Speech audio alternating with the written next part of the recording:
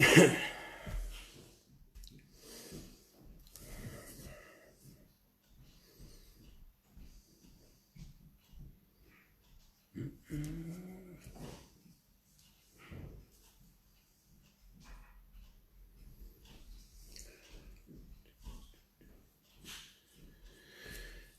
evening, Sky. How are you, darling? I hope you're alright. Peter.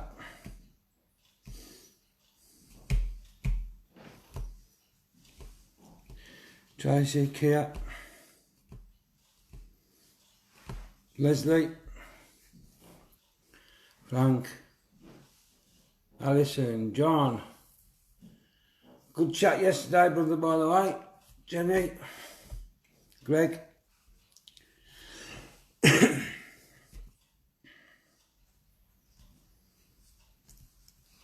Bob. Richie, hey brother. Nashi, how you doing, brother? Greg.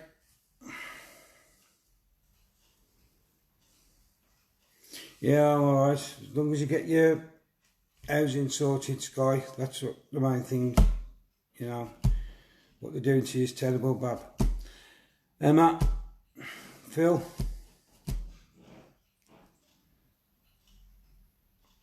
Wait for a couple more.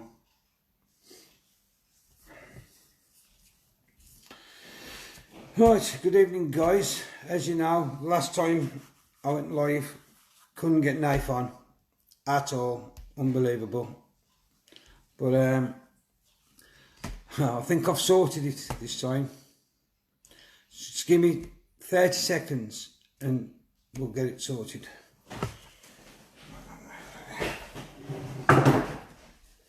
Sit there, mate. Here he is. If Nathen can't get him on live, I'll fetch him over and get him on live. Get ladies and gentlemen. Yeah. So, move it up a bit. So, how are you doing anyway, brother? Oh, not bad, not bad. Busy, as usual. Alright. How you doing, James? Does that? Right, the Lisbon Treaty, ladies and gentlemen. People keep saying about the Lisbon Treaty. It's been fully signed, It was signed in 2008, 100%. But it wasn't the way people think. It's like when, if you think about it, when you buy a house and you sign the contract for the house, you're signing for the house, but there might be a lot of things you need to do to the house. But you've got to do it in stages because you ain't going to have the money, are you? You've got to get the money for the next stage, and that's exactly what they've been doing with the Lisbon Treaty. It was signed in 2008, but obviously the thing set out certain times for this to come into play, that to come into play, because they didn't have the money to bring it all in to play at one time. The only way you can explain it in layman's terms is like that, really. It's like if you've got a house and you want it doing up, you ain't going to be able to afford to do it all up in one go, so you'll do it in stages, and that's exactly what they've done to us with the Lisbon Treaty. So even though it's not fully in effect, it will be, because they are implementing the things and it's happening quite fast now. What do you think, Nathan? I think exactly the same. It's been going in knock-on stages since 2009. So like Gary says, they didn't have the money, they didn't have the capability to implement everything in one go. We've noticed they wouldn't have allowed it, we wouldn't have allowed it, put it that way. So it's had to be done bit by bit. That's how we get into all these treaties. Basically one treaty opens up a door to another 10 treaties and so on. They actually create situations within a treaty that needs to be resolved down the line. This is what they do with treaties. Yeah. That's what we're under now.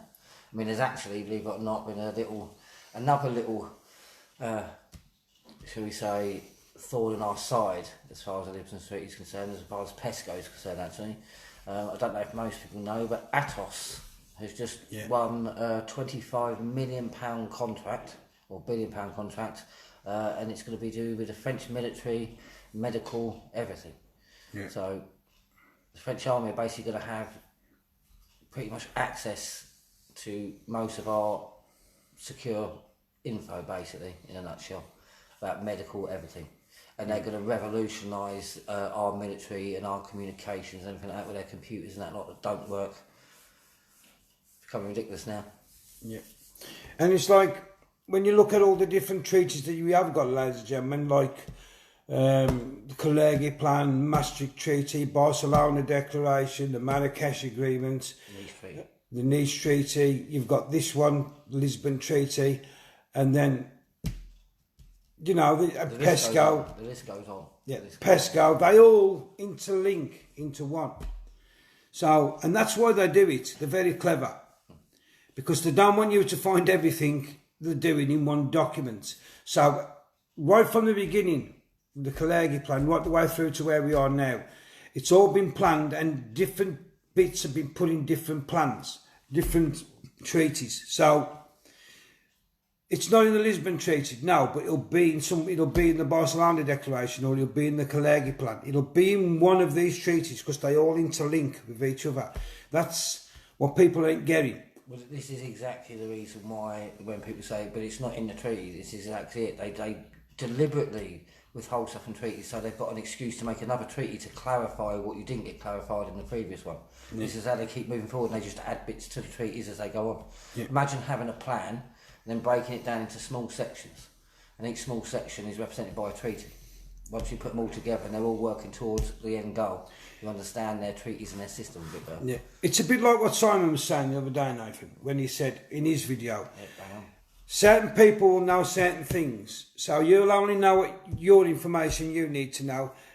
Somebody else will only know the information they need to know, but somebody somewhere will know all of it. So if people get lifted, people can step in their place. It's the same with these treaties. They're not going to put it all in one treaty because you can just whip that treaty out the way and it's gone. So it's done in lots of treaties to make it harder for us guys to get rid of all these treaties, because you ain't going to get rid of all the stuff by just getting rid of one treaty. You've got to get rid of every single one of them. The ECA Act, all of it's got to go. Well, that is actually the linchpin of their whole empire. It's with us anyway. It's the ECA, the European Community Act of 1973. That is the linchpin. Once we void that, it voids everything. Yeah.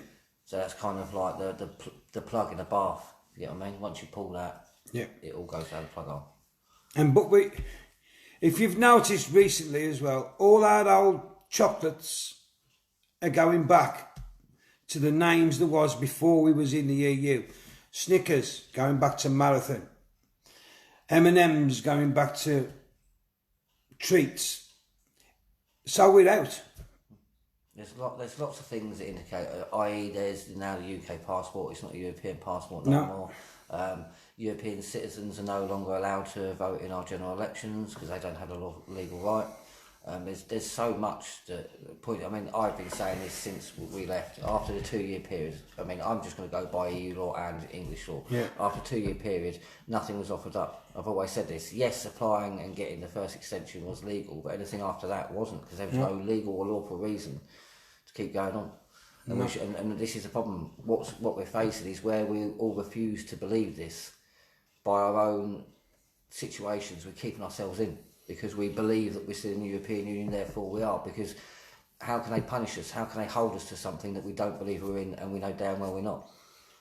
So start believing you're not. Start believing the truth. We're nothing to do with them now. All it is this is just an attempt to drag it out again, so parts of the Lisbon Treaty come in force, because you don't understand this is what actually gives. I mean, signing the Lisbon Treaty in 2009 is what actually stopped Britain being Britain. But people don't understand this. Bit by bit, they are signing it. They are taking every single sovereign nation's identity and nationality away. We've got to stop this now. Yeah, and don't forget, ladies and gentlemen, this election is going to be rigged. It's a no-win situation for anybody. Well, it is for the Remainers, because it's been set up that way. Seriously, the best way to get this country back would be for everybody not to vote. We can't vote because we've took the oath. So we would be committing treason and being complicit by voting in the election. That's why we're not voting. I mean, this is what people don't understand. I mean, a lot of people are rushing saying, well, we're given these choices. No, there's other choices you don't realise you're given. You have the right to say no. Yeah. And as easy as things are, it is that easy. Just don't vote. Take yourself off the electoral and say, I do not consent to this government. I do not consent to govern under these rules. I do not consent to what they're going to do in the next 4 years in my name. Once you start doing that, because you've got to realise, it's like, I speak to a lot of vets about this on a lot of occasions, and they're upset about it because you're damned if you damned if you don't. If you vote for any party in this election, you're voting for the prosecutions of the veterans to continue. Yeah. Because you already consented, you've pre-consented, so you can't take it away once they start attacking you, because you've already consented to it 4 years, 2, 3, 4 years before. I mean, you have a right to say no, and this is where people have got to be strong and stand up. I mean, you may not want to get on the streets and march and stuff like that, but just taking yourself on the electoral roll is actually saying no, and it's not just that. Anybody who doesn't agree to be governed and doesn't vote with no confidence or takes a name off the electoral roll has a legal challenge against anything the government does. The same as we said what we had with the European Union. If we didn't take part, we could have challenged any decision they made. Yep. But because we take part, we pre-consent, so we have no argument. We have no legal right to contest anything because we've already pre-consented to it. And this is what elections are. You vote, you vote for not the person, you vote for the party and the party's ethics. You vote for the party, and then for the next 4 years, whatever they do, you've already said yes to. This is what you don't understand. Yeah. Because you're giving them the green light to say, right, I'm voting for you because the next 4 years I want you to make things better for me, and whatever you do, I'm going to abide by it because that's why I've given you my vote. And you're consenting to whatever I'm going to do in the next 4 years, whether good or bad, you are consenting to it by voting. And people say to us, yeah, but if we don't vote, Labour will get in. Labour's going to get in anyway if it's fixed, which it looks very much like it's fixed to me. Well, you've got Labour who's going to completely ignore and do a U-turn on and go back into the European Union fully to the point where they're going to speed up the efforts to come in line with the European Union.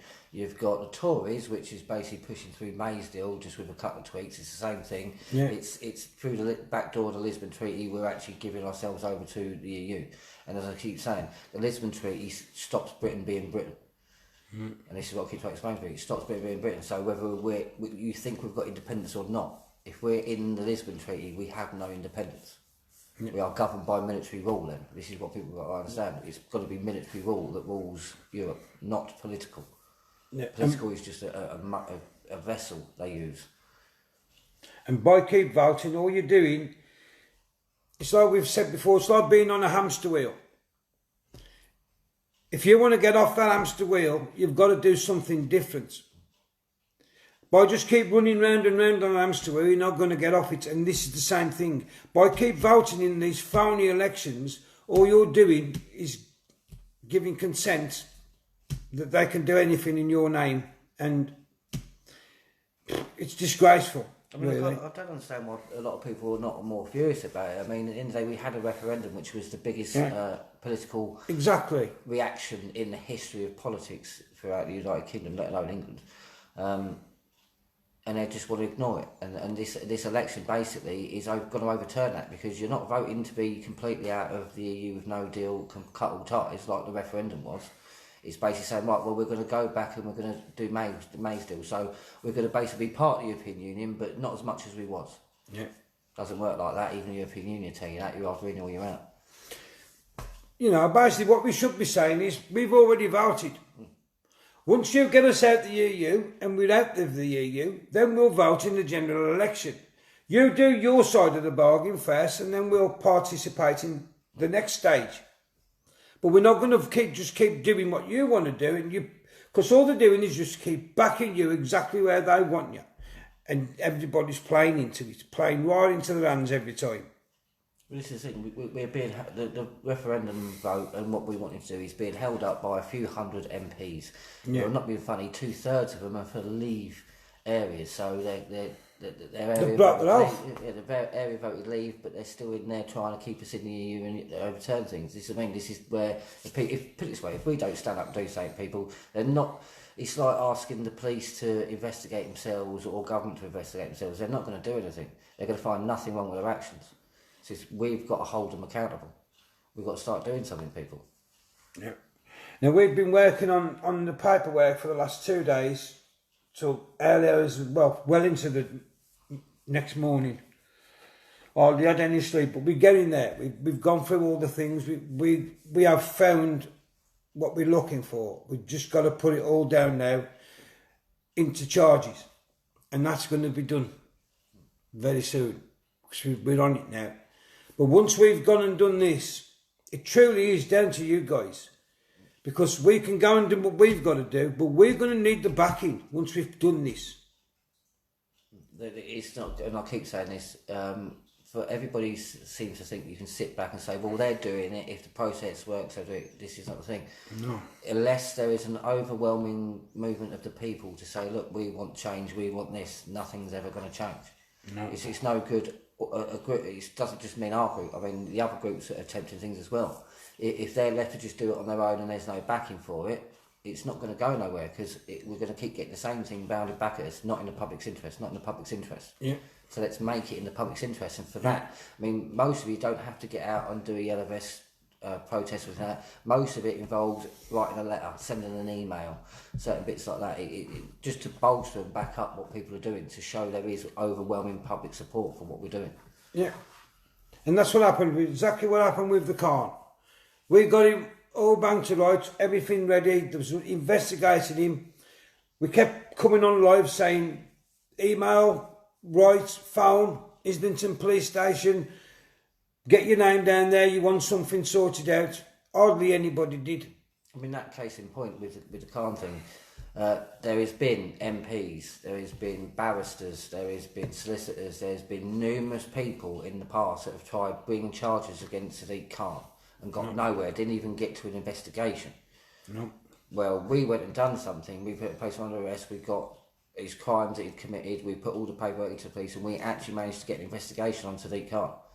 And again, nobody backed it up. Exactly what Gary says, and it's not going to go nowhere. We can try and keep it alive as much as we possibly can as we are at the moment, but it's going to go nowhere because the public are not backing it. It's not in the public's interest, or the public would take interest. Yeah.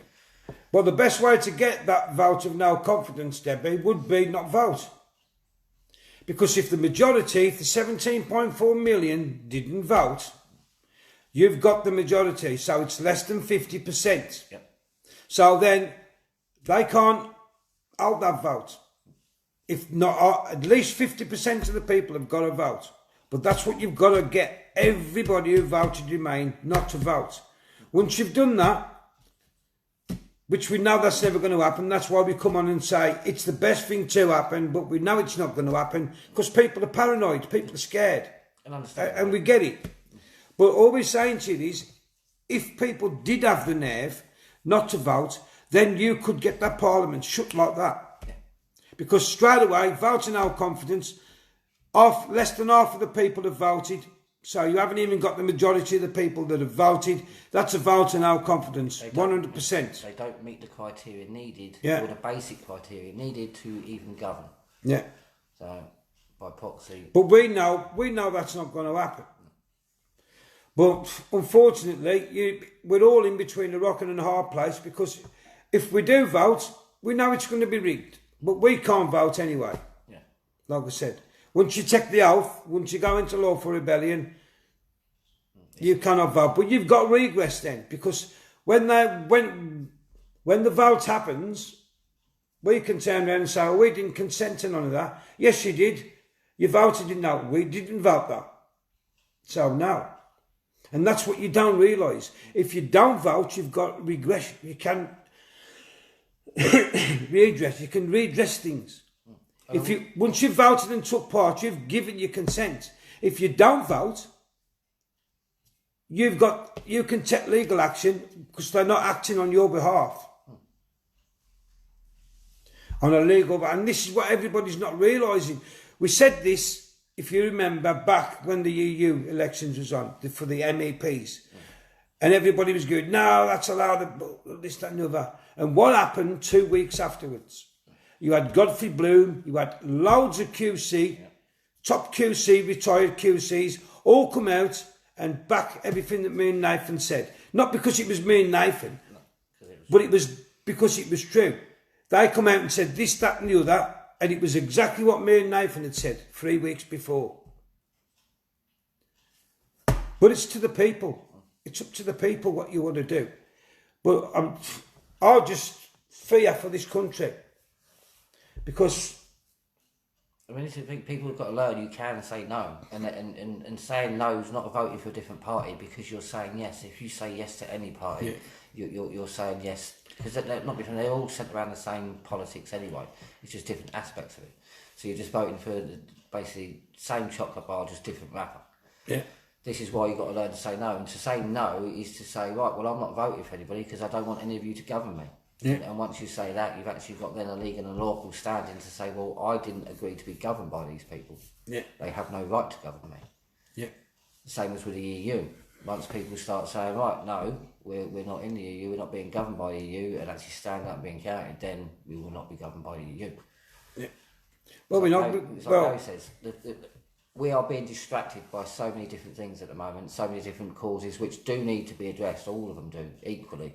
But at the moment, nothing's going to happen until we sort out the one thing, and that's getting back our independence so we can actually govern ourselves. Once we are governing ourselves, we then can actually start sorting out the homelessness, the poverty, everything. But first of all, we all have to focus on the fact that we need our independence. We need to take back what was given away unlawfully. We need to take back our sovereignty and our right to govern ourselves. Once we've got that, we can make changes. But as I keep saying, the only way you're going to change anything is by law. Because as much goodwill and as much wishful thinking as you would like to put across, it's not going to change anything. The only time anything ever gets changed is by law. And that's what we've got to do.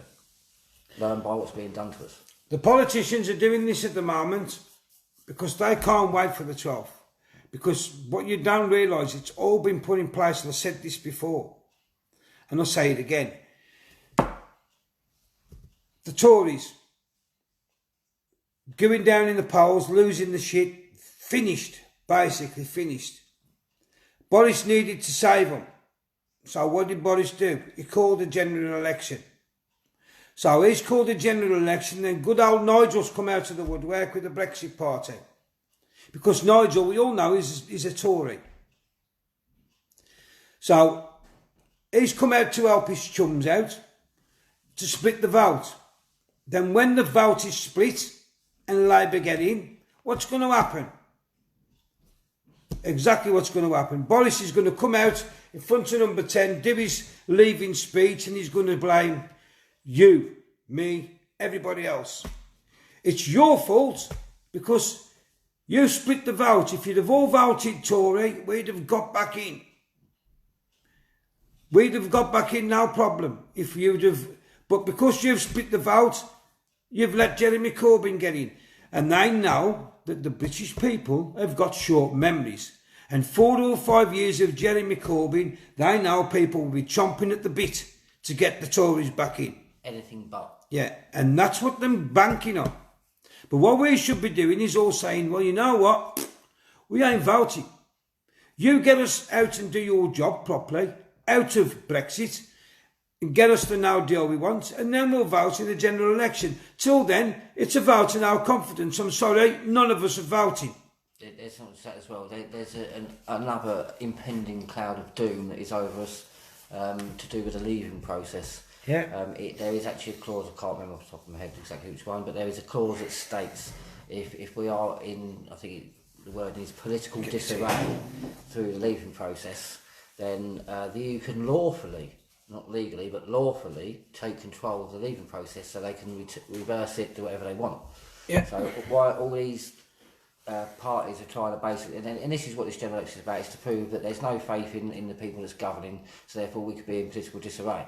So therefore the EU, by law, can actually take control of our country again. Yeah. And this is what worries me. Yeah. But again, a way to avoid that is if there was if the 17.4 million just alone, I think there is more people want out now.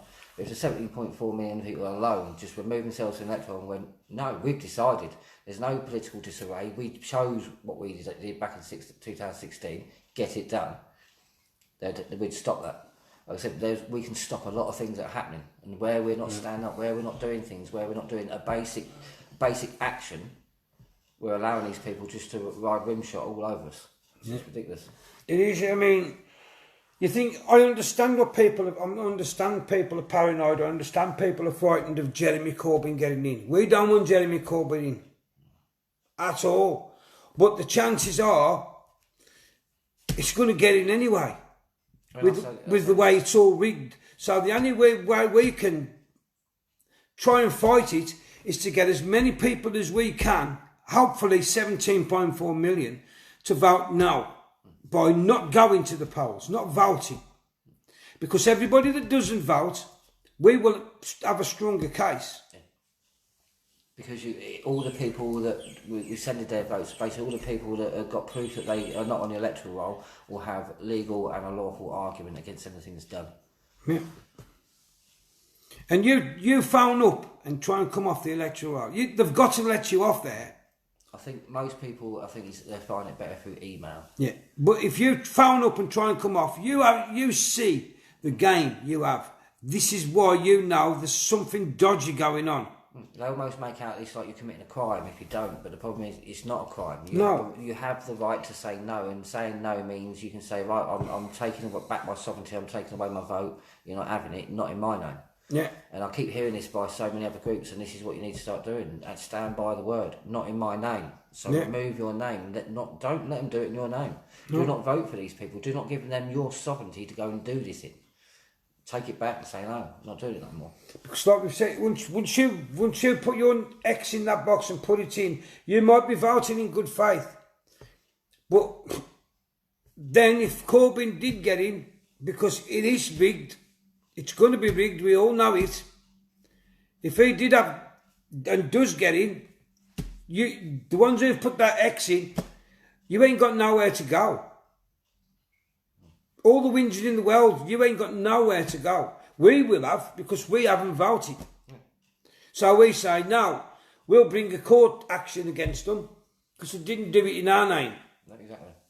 What basically, I said, and we keep saying about government contracts, this is a contract. You are pre-agreeing to everything they do. Yeah. So before they've even done it, they could be planning to do this now. They can say, right, in the next 3-4 years, this is what we're going to do. There you go. But you don't know that, but you've already said yes. So you've written, basically, you're writing the government a blank cheque every time you vote. And they're doing it in your name. And that's the reason why we're getting treated like we are, we're getting punished like we are, because we're liable for whatever they do. It's our fault, we voted for it. And stop listening to manifestos. Yeah. They're worthless. Because all manifestos is ideas. Well, when we get in, we want to do this, we want to do that. They're ideas. Majority of the time, and we've all seen it time and time and time again with every election you people have ever voted in. I've only ever voted once, and that was to leave, because it was to get out that EU. Other than that, I've never voted in my life, and I never will again. I thought, I'll give it one try. I'll just see if it works. And that just confirmed everything for me. When we won that vote and they've ignored it for 3 years, that just tells me that politics stinks. No chance will I ever trust it again. But a manifesto, all it is, are ideas. And then all they'll say when they get in is, well, we can't afford to do, we wanted to do that, but we just haven't got the money. We thought we'd have the money, but we haven't. And there's nothing you can do about it, because it's just a manifesto. It's just an idea. It's not actually a promise. Basically, this is what, if we get into power, this is what we'd like to do. Not we're going to do it, or this is what we promise you. It's a case of, well, we'd like to do these things. If you like the sound of this, then vote for us and we'll give it a go. Yeah. But often they get straight to power and go, right, manifesto's out the window, this is what we're doing. No, I said, same chocolate bar, different wrapper. Tell them. When they come round with these manifestos, Boris or Jeremy Corbyn or whatever it is, and they'll say, this is our manifesto, blah, say, can we have that in writing and signed at the bottom? Wet ink. In wet ink signature. And you watch them. They won't sign book all, because they ain't no intentions of doing anything on that manifesto. You need to wake up to what this government has been doing and is continuing to be doing for the last 40 years. You've got to wake up to it, because if you don't, we're finished. I said we're being tricked. We're being given this big show that we're gonna. I mean, it's like free broadband. This we can do that, and it's like Boris is pushing through May's deal. So sorry, Boris, but I'm calling you bullshit, mate. No matter what happens, we're going to be land up tied to the EU. And like I said, it's going to be military control of us, not political, military control of us. Like I said, it's like, look at the contract with Atos. It involves the French military. It involves our military. It involves their computers, their medical documents, even to the point of assigning healthcare and stuff like that. I mean, if you think that our vets are being badly treated now, imagine what it's going to be like when Atos gets in there and it's like, when we look at our disabled, look at our benefit, the people on benefits, the way they get treated. That's the way the army's going to get treated. Yeah. We are going to be cannon fodder. They're not going to give a damn. It's going to be what the most basic treatment they can give, they will give. We've seen that through Atos's whole attitude across Europe. I mean, let's face it, Corbyn saying, we'll give you all free broadband, blah, blah, blah. We're going to budget for it. Who do you think pays for the budget? Who do you think pays come out the government's budget? It's our money. It's our money that pays for that budget. It's our money they're using. I don't know why people aren't any more enraged as that as well. It's like you're being offered free broadband rather than like housing or a bit of extra money. I mean, instead of giving me broadband, give me the extra money in me benefits so I can put food on the table. That would be a bit better, Mr. Corbyn. I mean, instead of giving everyone free broadband, why don't give them free gas? Give a bit more money. Yeah, give a bit more money to the schools. Exactly that. Why don't you give a bit more free gas and electricity to our old age pensioners in the winter and stuff like that? There's a lot better things this money can be spent on, Mr. Corbyn. Yeah. Because all he's going to give you as well, he ain't going to be giving you 4 and 5G. He'll be giving you the old 3G. And like I've said before, it's all a scam anyway. Because for you people who they're saying who've got Virgin or Sky coming in your house through the cable and they're telling you it's 5G, it's impossible. It's not just that as well. Because they'd have to dig all the road up, they'd have to put all brand new cables in because they're not 5G compatible cables. Because they didn't even know about 5G when they put them cables. They've been in years, 20, 30 years, some of them. So it's impossible to put 5G through a cable that can run 3G. It's not just that, it's like you say about people having short memories. I remember a government initiative before where there was meant to be free broadband for families that couldn't otherwise afford it. And I remember a massive scandal because it turned out most of the people that actually got the free broadband, their children were going to private schools and thingy schools because they're the only ones that had access to the internet to actually be able to apply for this. And this is what they're not telling you. They're saying you can have free internet, but you've got to go to the internet to go on the internet to apply to get free internet. And a lot of people just haven't got the message. Ridiculous. We've been here before. It didn't work last time. It's not going to work this time. And while we're on, there's a scam, another new scam going around, ladies and gentlemen. Be very, very careful. And that is, they're offering people on benefits new boilers. And what they're saying is, when people are phoning them up, they are saying, well, it is government funded, but the boiler is worth £3,000. It's a Worcester boiler. But you've got to pay £750 or £400. The price varies. You've got to put this amount. So people are like, giving them the bank detail, it all sounds legit, and then they're hearing nothing and these people have gone. There's no boiler. So be very careful of that new scam. If you're unemployed or whatever, or you're on income support or family credit and you get offered a brand new boiler on a government scheme and you've only got to put it varies from £300 to £750 you have to put yourself, the stories I've heard. So be very careful. If you get offered a boiler or you see an advert for these boilers, don't take it. Because like with the insulation, a few years ago, it was insulation for your house. Do you remember when they drill the wall and pump it in? That was free on the government scheme. But you never had to pay anything. They didn't ask you for nothing. They booked the appointment, they come round, drilled the side of your house, they pumped it in and all you did was sign the form. If it's free and it's government funded, there's no money. I should have to pay no money whatsoever. The clue is in the word, it's government funded. Well, it's not government funded, it's taxpayer funded. It's just a government. No, but you know what I mean. If it says it's government funded... So you've already paid for it, so you shouldn't be paying for it again. That means that boiler should be funded. You're getting it for nothing. If I'm saying it's government funded, but you've got to pay X amount, put the phone down. Don't go any farther because they're going to rob you of your money, ladies and gentlemen. Be very, very careful.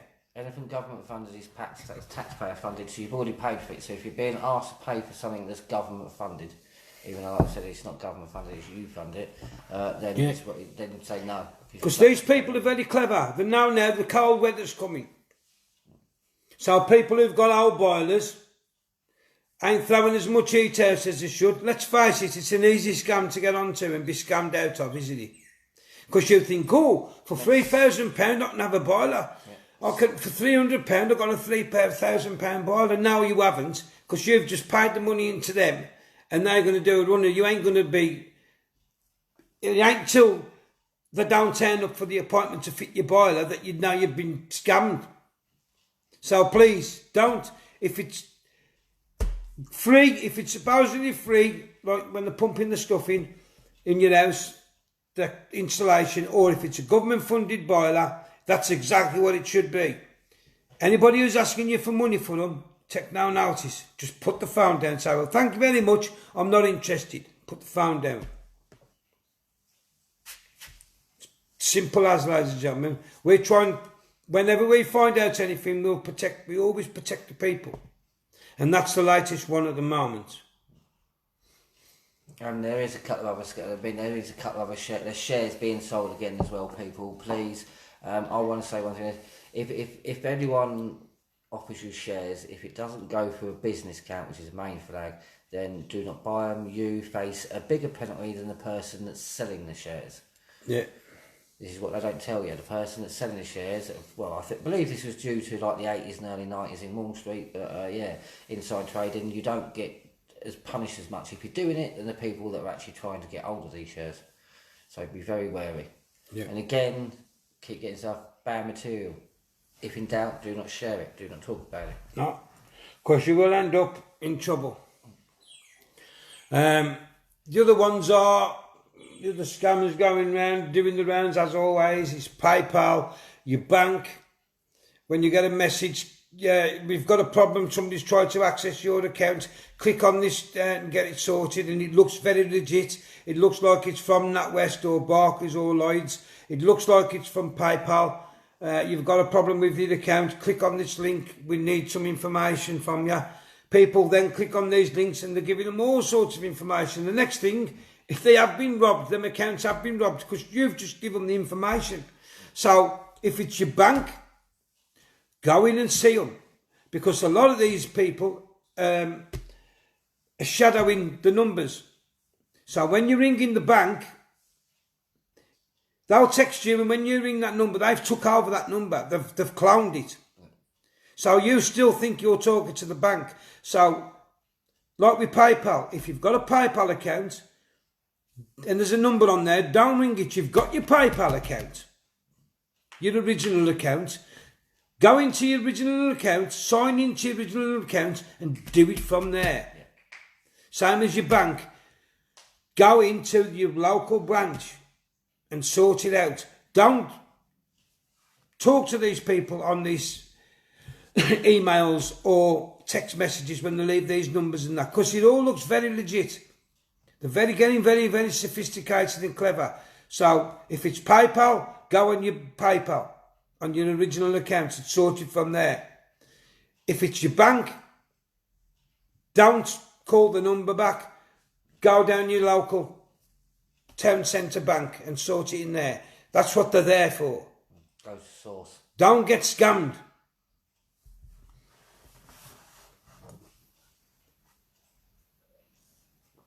Right, what else is a knife while we're on? I was trying to thought now. Aye? There's a couple of things. What else can we talk about?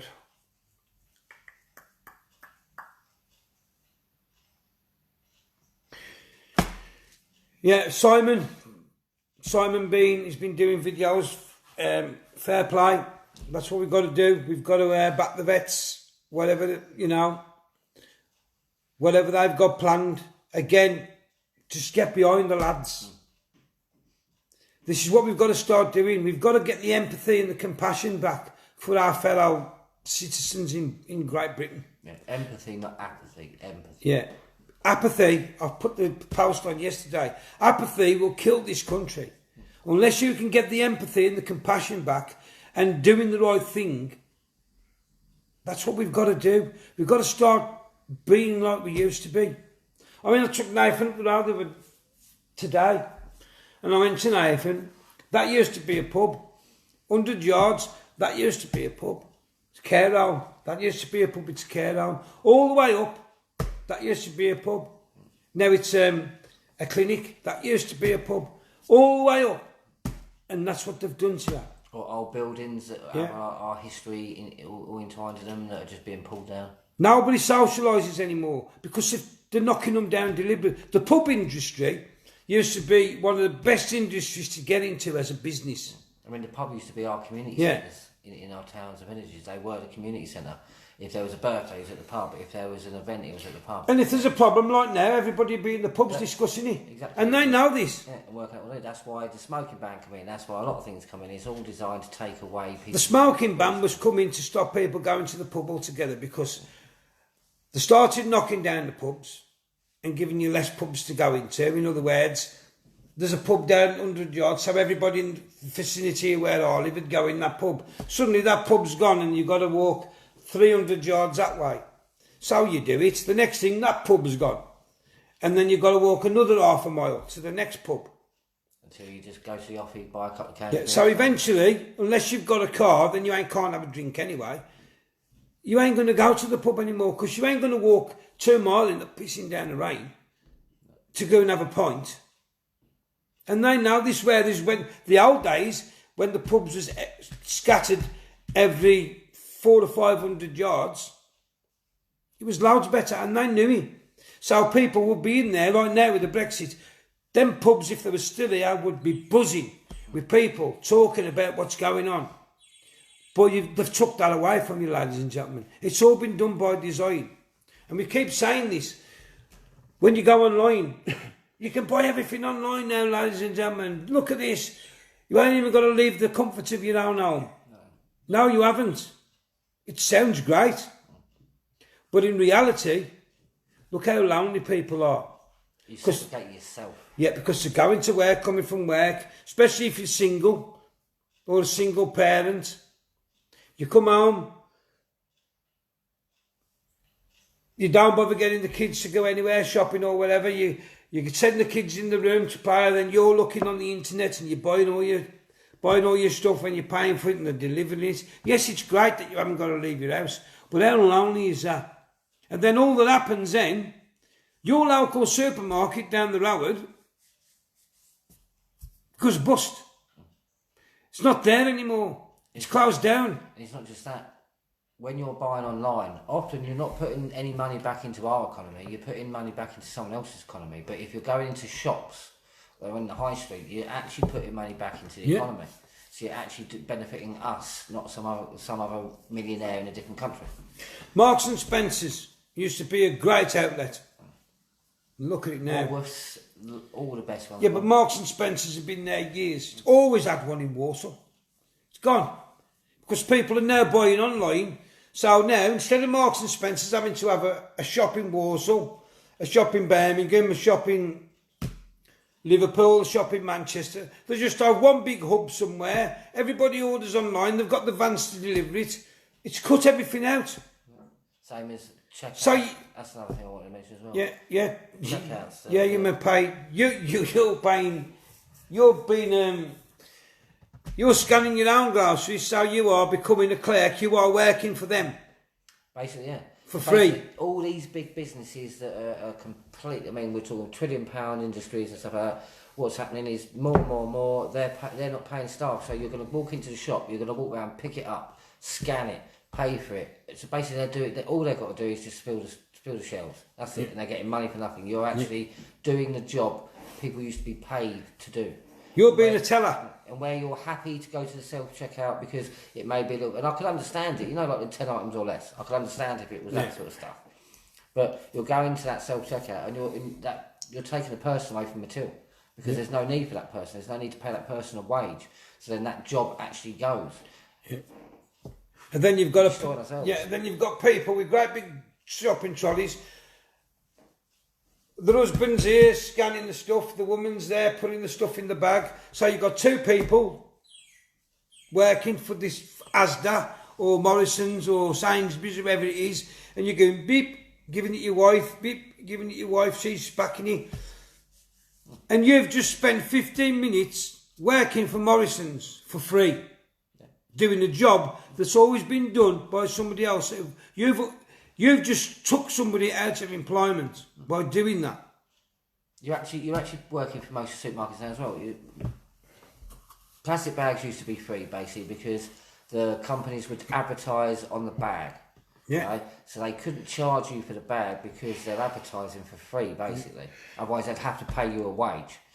But now, thanks, I think it was Tony Blair who done it. Thanks to a lovely bit of legislation, not only are you now advertised in the supermarket, but you now pay for the privilege of that. Yeah. Like I said, even though the supermarkets and all the big businesses said they'll happily cover the cost of the plastic bags so people don't have to pay for them, what did the government do? No, the people are going to pay for the bags. Yeah. So we pay 5p for bags. Like I said, it's ridiculous. The poor are just getting even more taken from them, and the rich. And this is what we're getting saying. More given to them. It's ridiculous. You look at all the little shops. Walsall for the start, and that Walsall town. It's becoming a ghost town, ladies and gentlemen, because all the shops are shutting. Because everybody can buy it online now. No need to go into the town. Yes, it sounds great, but the jobs that have been lost in Walsall alone in the last 2 years, it's unbelievable.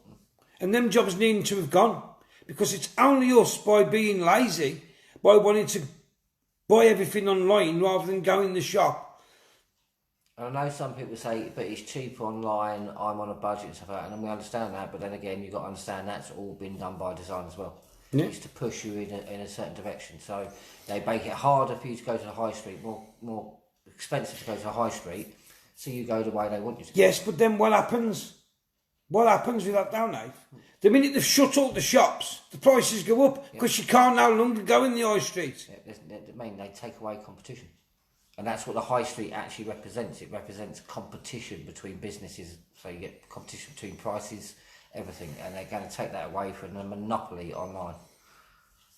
And then they're trying to drive us into an unfeeling, self-centred nation. Not just us, all around the world, and it's working. Because what people should be saying is, now you're all right, I'll wait for the tiller. And what they should do, if there's one person on the till, instead of using all the self-service tills, go and all stand in one big massive line. Yeah. Say, I'm not doing your job. Or start saying to them, well, this is going to take me half an hour to scan and bag. Now it's $7.80 an hour the minimum wage. So if you give... Sorry, I don't work for minimum wage. Yeah. No, but I'm just saying. So you just say, so if you're going to knock that off my bill, then I'll pack it myself. Exactly. But if not, I'm going to wait in this queue with everybody else, and I'll wait my turn. And they'll soon get fed up, because don't forget, they want you in and out that shop because they want the custom. They want you in and gone. Imagine that. Imagine if we could force you get a 30% discount if you do the self-checkout. They'd lose money. Right. But what I'm saying is, Nathen, but you look at the money they're losing when you all stand there, because instead of everybody scanning and be gone in 10 minutes, you're all standing in the queue, then other people come in and go, oh, I ain't come waiting in that lot, and they go. It's like Audi. That's why Audi changed to this fast checkout system, because the whole point is, because I was actually watching a training program from Audi, that they give you a certain amount of time that you've got to get every single person through the checkout. Yeah. That's why you've got that little bench at the end, because they don't want you by the till packing your stuff. They basically just want you sort of like Gary says, just a constant conveyor belt of just money coming into that till and goods going out. Yeah, they'll put it in your basket and then you go out, you walk five yards away and pack it. Because it's a money industry, and we are playing right into their hands, guys. I haven't got them at the moment, Andrew, but we are going to do a Christmas special. Talking about this, we're going to do a Christmas special. You know, so that's basically little things like this. We can start getting the empathy back and start bringing jobs back. This is why we need our communities. This is, I mean, because again, when we had our communities, there was jobs that could be sourced through the community. It went to the community. It didn't go to a migrant or anything. It went in the community. I said it's ridiculous. We are basically. I mean, I read an article today actually about a company that agreed to source most. I think it was literally most of the work to the local area. But inside they've decided to bring a core group of Spanish workers in to complete the work. But this was after they got the contract. So they got the contract on the back of the fact that all the jobs was going to go to not all of them, but the majority of the jobs that could do, anything that could do would go to the local area. But despite there being, I mean, they held, apparently as well, this is the thing, they held a jobs fair so they could see what labour they could get into the work. Apparently 600 individuals alone from the local area went to this jobs fair, but apparently they need to source workers from inside the Europe mainland. Well, before you used People went to the fair with the qualifications. Before, you know yourself, you used to walk in Asda, Morrison's, wherever, or any factory. I'll just pop in here. You go in. Can I have a job application, please? Well, we've got no jobs at the moment, but yes, take one of these, fill it in, and bring it back. We'll put you on the system. Can't even do that anymore. When you go in Asda, any vacancies, even if there is, they won't tell you. They'll say, I don't know, you'll have to go and check online. Just go and check online and have a look. Because someone's paid for the privilege of advertising them jobs, which you have to pay for to even apply to and stuff like that in somewhere. It's ridiculous. They say that they're making things simple, but they're not the complication. Sometimes they complicate it even more.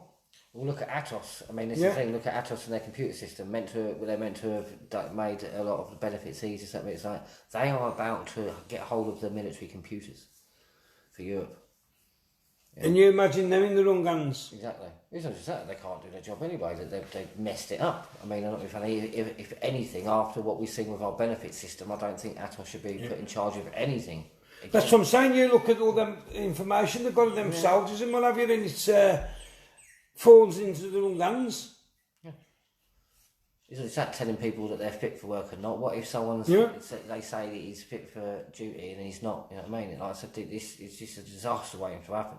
I don't think many people know about Atos getting the contract, but it's for me it's horrific and worrying. It really is, and it just shows that the whole point is we're going to be controlled by a military force. It's going to be the European army. And it's going to be France that does it through the arm of Germany. I mean, like I said all this before, and more it comes out, and more it's being proven. This is exactly their plan. They've had it for a long time. Just read the FCO, just read most of the other documents. It's all there. They want one super state, and they want complete control of that super state to fall down to 15 people. Yep. And you had Mr. Lang talk about on the buses as well when he used to work on the buses. They've got people who could do that job, but they still brought people in from other countries, and they're saying it's because they wouldn't do it. It wasn't. It's because they couldn't do it at the prices they was being paid. Yeah. It's like now, it's like the minimum wage has gone down. Well, the minimum wage is ridiculous to where compared to what most people used to be paid per job. Because like I said, especially migration. Migration is one of the biggest weapons used against job prices. If you want to lower wages, flood the country with migrants. Yeah. Simple. Then people will be fighting each other for that job at any price you give them. Well, look, Claire's just put here, look, my house, new build, built by the Polish, and the walls ain't even straight, etc. But that's what happens, you see. Not just Polish, Romanians, they come from all over Europe to work here. But what happens is, they'll say, I'm a plumber, I'm a gas fitter, I'm a plumber, I'm an electrician, I'm a plasterer. Now, say it's £20 for the plaster for an hour, just for talking's sake. They'll come and do it for 10. So you can't blame these companies if they can get 100 people £10 an hour instead of £20 an hour. It adds up. It's a lot of money. It's half the saving, half the money. So of course they're going to do it. But what the government should be doing is saying no. If the plumbers are working for £20 and that's the going rate for the plumber, that's what it should be. Okay, you can be £2 or £3 an hour cheaper, but not half, because you're destroying it. Because all that happens is they'll work for £10 an hour, but what they're doing, there's 10 of them living in one house. Yeah. So they haven't got half the electric, half the gas, because they're all piled together, and they send all the money back. And again, we're seeing it, especially when you're talking agencies. We're seeing agencies, especially with the building trade now, doing the same thing. What they'll do is they'll flood an area in a country with loads of workers, bringing down the wages. Then people will then get their wages. Then other companies go bust. The only people left in that area, the agency, and then all of a sudden wages go up again. Yeah, ridiculous. Agencies are atrocious. Yeah, what we've got to start doing, we've got to start controlling the narrative as people, and have empathy and compassion for everybody else. The French own Atos. Yeah, the French Russell. But you know,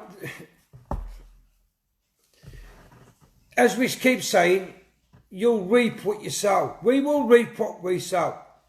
If we are all stupid and just sit there and do nothing, we'll reap what we sow and we'll get what we deserve.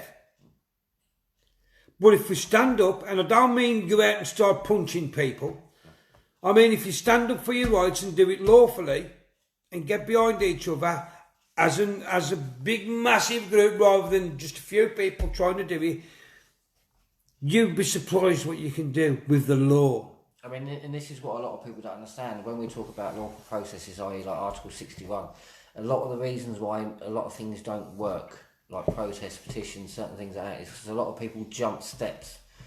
We are given avenues of remedy within law in our country, and if we don't use them and we don't go through it, basically you've got to exhaust all avenues before you can go to the last resort. Unfortunately, a lot of people are jumping stages and they go into what would be a physical action when actually, technically speaking, it should be a literary action.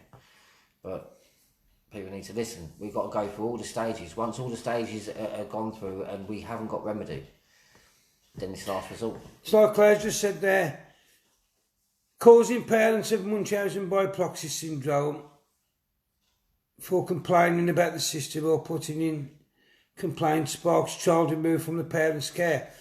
But this is what we're saying. But if you had in every area, everybody sticking together. Yep, communities. Straight away, like if that was Walsall, there's what, 450,000 people or something live in Walsall. If them all of a sudden had a petition of 450,000 people saying, all she's done is complain to you guys, how dare you, you're not checking them children. They ain't going to do it because they're going to look at that list and go, whoa, 450,000 people against us saying that's all of Walsall. Like we keep saying. And that's what we've got to start doing. Like we keep saying, silence is complicitness, and that's what they rely on. They rely on the greater community being silent while you do something to one member of the community, therefore you agree to it. So when it happens to you, you've already agreed to it. Like I said, you've got to try and get around the concept of the fact that to the government we're already criminals because we're acting in criminality because, like I said, it's not their name they're doing this in, it's our name, it's our sovereignty, it's our name they're doing this in, so we are the criminals because it's us they use to do these actions. So until we learn to say no, stop these actions and to stand up to them and say, look, you're not doing it, no, we're complicit. What needs to happen? Committing crimes by proxy. What needs to happen is all these groups, everybody should be setting up community care groups for every town, village in the country. Like Walsall should have one, Kent should have one where Nathen is, Birmingham, Wolverhampton, all the different areas, and you should all be interlinked so that when there's a problem, you should all, a bit like we did with the Dragons, when we had the main group and then you had regional groups. So what you should have is a care in the community group, one big main group where everybody joins. And then you can have your regional groups.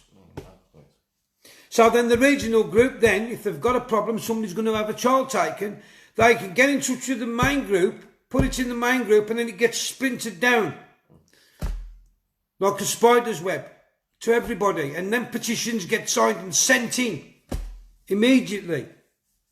And this is the way we've got to start doing. We've got to start fighting back. Because if we don't, God knows what's going to be happening in the future.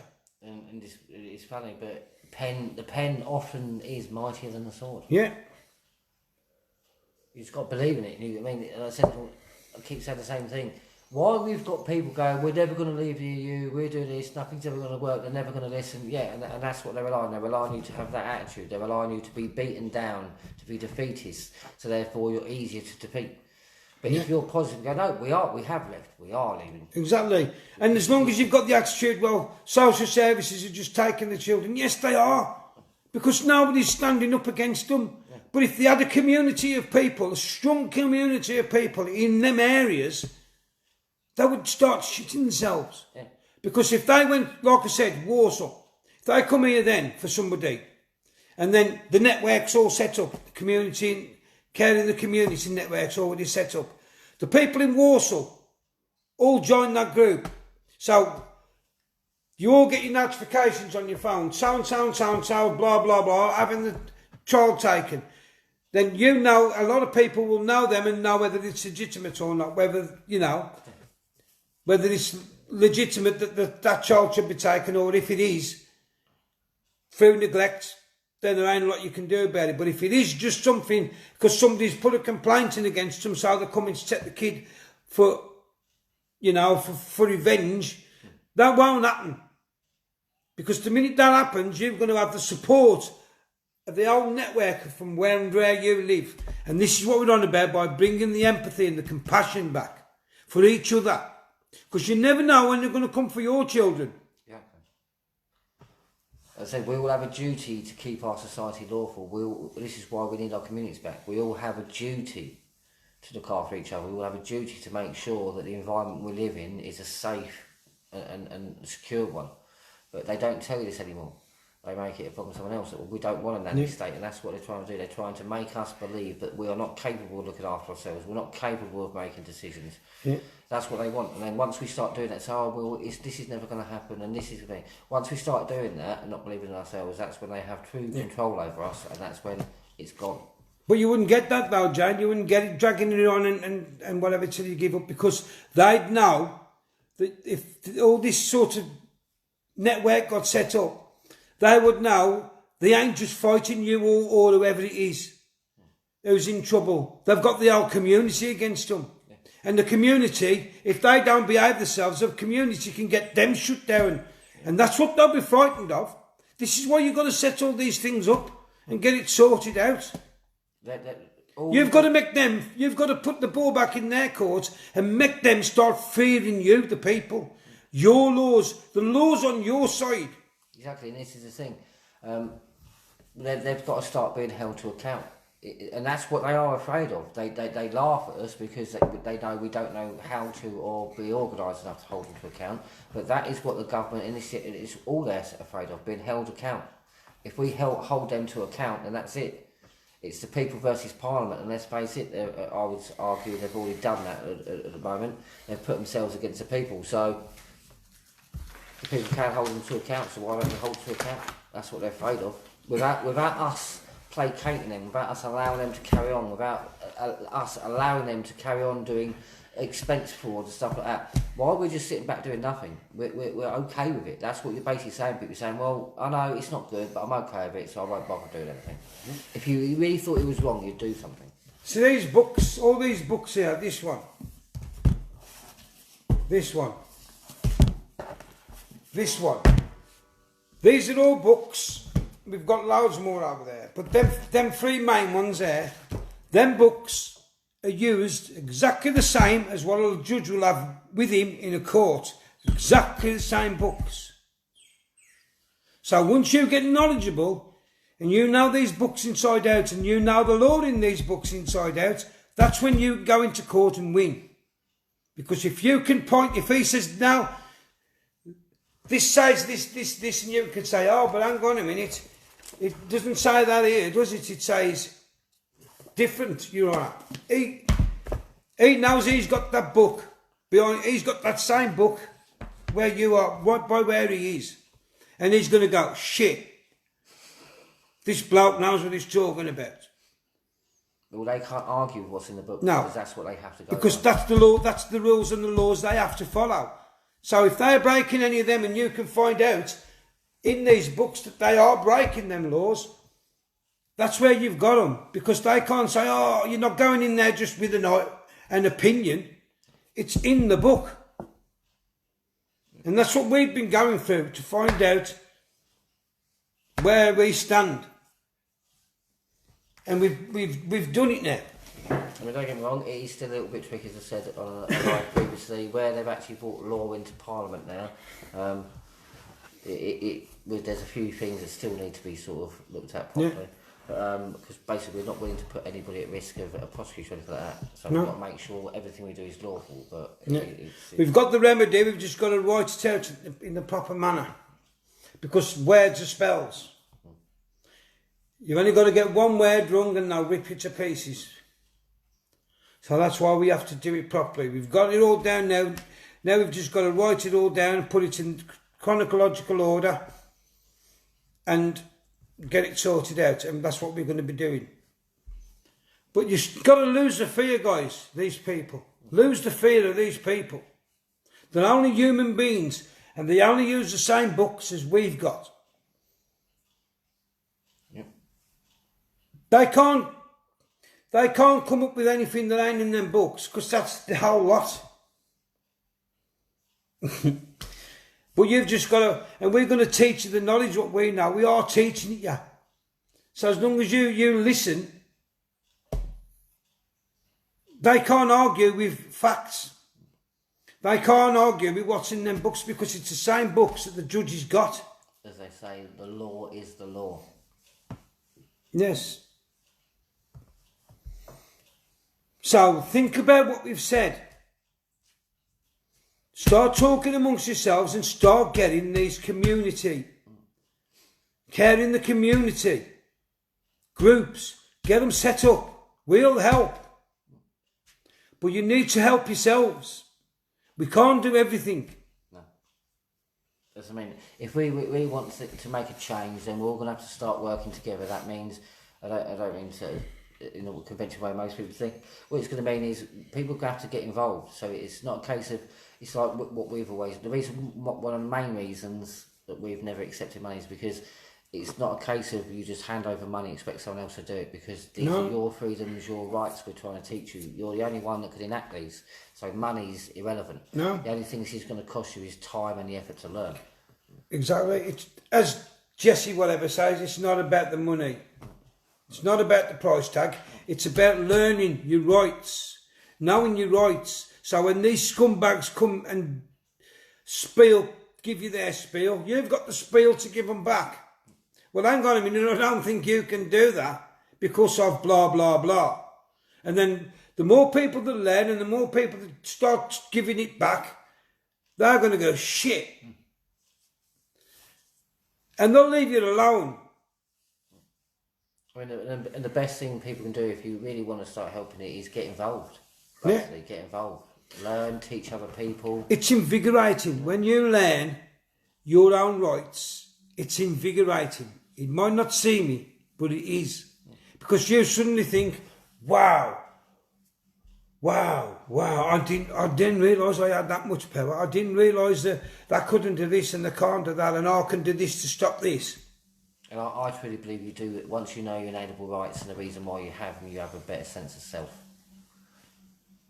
So for a lot of the people who like yoga and stuff like that to find yourself, try learning your inalienable rights, try learning the reasons why they're there. Just try learning your basic inalienable rights for the start. And trust us, you'll love it when you get into it, because you get a sense of satisfaction. And trust me, if these care in the community, or whatever you want to call them, you call them what you like, but you know what I'm saying. If you get these care in the community groups set up, one big main group and regional groups and people to run them, And the social services realise that people are starting to rise up, start coming together and start backing each other up in the areas when they go for a child. You'll be surprised that your power in your numbers and what it will do. It'd be like a proper version of Citizens Advice Bureau, because most people won't know this, but Citizens Advice Bureau have actually been found out that they've taken massive amounts of money from the government, and in return they don't tell you certain rights, they don't tell you certain things. No, because they work for the government. They omit them, so basically it's not that they're hiding them from you, they just won't alert you to the fact that they're there, so they get their money. But this is the thing, it would be a true citizen's advice, because you'd have genuine people that have actually either got experience or know something that would actually be doing it, rather than basically a government body that wants a grant. Yeah. But that's what we need, and we need to do it for each other for free. Get the empathy, get the compassion back, guys. Like Donald Trump says, he says it about America, let's make Britain great again, let's do it. Because we can. We've got the power, we've got the knowledge. Let's put the great back into great. Yeah. All we need is the people to start backing it. And this is what we mean by start backing it. These things, that's social services, more or less dealt with if you do that. Because they ain't going to want to go up against the whole community. They're there to serve the community. Yes. This is the thing, so if the community's saying no, and they go against the community, are they serving the community? They're all right while they're going up against one person. But the minute the community comes out and goes, whoa, stop, that ain't happening, that woman's great, she's a great mother or whatever, you know. Again, actually, there's evidence of that in the 80s, I think. Yeah. Communities were coming out and stopping social services because of certain things. Don't get me wrong, there are some cases where you might not be able to do that. If there's proof or whatever of the woman being bad, say, has gone to the pub and left the kids in the house on their own, there ain't a lot you can do about that. David Cameron. But if it's... That's the point. If I went to, if me and my missus went to the pub, left our kids at the pub and went all the way home, got home and went, oh, where are the kids? I wouldn't have my kids. Yeah. But the Prime Minister... Well, Jerry, look at Jerry and Kate. Exactly the same. But what I'm saying is, but there'll be times when, as a community, if that happens, you can't really say anything about that.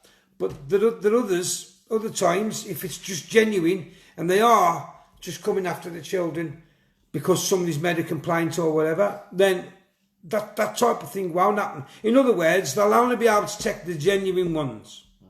Because understand this, people, we sign our kids over to the registrar. They think they own our children until we stand up and we claim our children. Exactly. So we've got to do this ourselves, guys. But that's the start we're looking for. We're going to try and get a lot of things in place where, as a community, we're going to advise and hopefully get people on board and get us back to where we was, get the empathy, get the love for each other, get the compassion back. Instead of, oh, well, that's 3 doors down, that ain't my kid, I ain't bothered. Yeah. Because next week it could be your kid, ladies and gentlemen. Exactly. And then what you're going to do? Even the left, I'm going to say this to you, even the left, if you ever watch it, probably know you're not, but even the left, once they're finished doing what they want to what you call the right, what happens when you start the things you believe in isn't quite what the government want to do? What are you going to do? You think they're not going to come after you and do the same thing? They're going to come after everybody because this is nothing about. This is just children in general. Yeah. They're stealing children. They're stealing all sorts. They're stealing our freedoms. We've got to start fighting back, guys. Because I'm pretty sure that quite a lot of the children that have been taken from parents, I'm quite sure not all the parents were right-wing fanatics. So, like I said, eventually even the left and the right are going to have to start agreeing on certain things, like our children, for one, should be one of the main ones. Yeah. We should all agree the fact that we shouldn't be allowing what's been going on. We shouldn't. And we understand, like Lisa, we understand that there are people out there that are just as clued up as we are on social services. Well, more so. Yeah. And this is what we're saying. That's why these groups should be set up and these people should be in them groups. Because that's what the knowledge should be passed on for free. It's there for all of us. The knowledge was put there for all of us. but the scumbags took it away, and any people who learnt it themselves have got that knowledge. But it's time for everybody who's got the knowledge to start passing it on. I mean, even just alerting someone to the fact that they have inalienable rights is helping somebody. Yeah. If you've got a bit of knowledge, you can tell them even just one inalienable right, then you're helping somebody. Yeah. And this is what everyone needs to do. And if you've got it, like I said, if you've got experience with social services, fantastic, more reason why you should be in these groups. Yeah. Because you can pass this knowledge on, and that group can all learn that knowledge and grow and spread it like wildfire. And it's a first-person hand experience. It's not a case of they're reading what's on a .gov site and then realising the social worker's not even doing anything to that, so they're helpless. As I said, a lot of people have got a lot of success with social services because they realise that they are not helpless. They have a certain amount of power. They just need to exert it in the right way. This is what we need people coming forward with. I mean, start helping each other. Yeah. But I said, and this whole thing of you've got to pay for someone to get someone to help you. We need to get rid of this, people. Yeah. Okay, we shouldn't be paying people to tell us what we already know. We shouldn't be paying people to pass on information. Like I said, one of our main things is this information is yours to begin with. It was just hidden for you. We could not charge you, and nobody should ever charge you for alerting you and going, here, oh, by the way, these are yours. I'm not being funny, you can't charge for that, so nobody should. And anybody, I would say, anyone truly, genuinely wants to make a difference will not be charging anybody for something they're doing for free. Like I said, information can be transferred with no cost. Unless you've got loads and loads of printing, then obviously you charge people for the printing. Yeah. You get your money back for the printing. But when it's just like a phone call or something, they need to ask you a few questions. If you've got that knowledge and the answers, you should be giving them for free. You shouldn't be saying, well, you know, send me an email and I'll send you the answer if you put £5 in or whatever. Yeah. Because that's what some people do. Or if you want me to help you with a situation, I'm going to require a fee and No, other bits to go along. that's why we work for free. We always have and we always will, ladies and gentlemen, because we've got you guys at heart. So that's something to think on anyway, for the time being. Thanks for listening. I hope you've had a great weekend. Have a great week of work. We'll speak to you all soon. Remember, Yeah. Jeremy Epstein didn't kill himself. No. And it is all our duty, every single person that's listening, every person that's gone and listen and watch, in fact, everybody, okay? You heard Greta, okay? It's time to take responsibility and reduce our Corbyn footprint. Yes. Yes. And all these people who were screaming on Greta's side, like Leonardo DiCaprio, who was saying, oh, carbon emissions, you need through 3,500 mile round trip just to collect an award. The people, it stinks, but there you go. But here's my hand, here's my heart. I love every single one of you. Stay safe. We'll speak to you soon during the week or whatever. We'll be back. And yeah, I love every single one of you. Stay safe and start getting the empathy. Start coming together, guys, because you're going to be. Communities start with us. Yeah. It's us that's got creating, so let's start creating communities. Let's get that community spirit back. It's no good writing where one go, we go all on a computer if you're not going to do it. So let's start doing it. I'll speak to you later, guys. Stay safe.